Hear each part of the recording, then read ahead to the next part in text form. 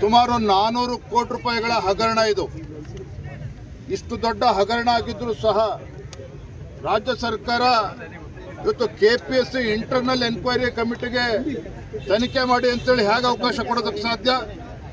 ಬೇಲಿನೇ ಎದ್ದು ಹೊಲ ಮೇಯ್ದಾಗ ಅವ್ರುಗಳೇ ಕೂತಲ್ಲಿ ತನಿಖೆ ಮಾಡ್ತಾರೆ ಅಂತ ಹೇಳಿದ್ರದಕ್ಕೆ ನ್ಯಾಯ ಸಿಗೋದಕ್ಕೆ ಸಾಧ್ಯ ಇಲ್ಲ.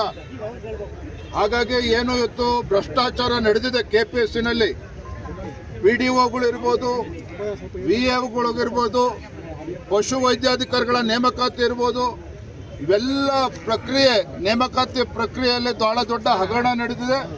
ಇವೆಲ್ಲವನ್ನೂ ಕೂಡ ಸಂಪೂರ್ಣವಾಗಿ ನ್ಯಾಯಸಮ್ಮತವಾಗಿರುತ್ತಾ ತನಿಖೆ ಆಗಬೇಕು ಅಂತ ಹೇಳಿದ್ರೆ CBIಗೆ ಕೊಡಬೇಕು ಅನ್ನುವ ಆಗ್ರಹ ಅವರು ಕೂಡ ಮಾಡ್ತಾ ಇದ್ದಾರೆ. ವಿದ್ಯಾರ್ಥಿ ಸಂಘಟನೆಗಳು, ಭಾರತೀಯ ಜನತಾ ಪಾರ್ಟಿಯು ಕೂಡ CBIಗೆ ತನಿಖೆ ಕೊಡಬೇಕು ಅಂತ ಆಗ್ರಹ ಪಡಿಸ್ತಾ ಇದ್ದಾನೆ.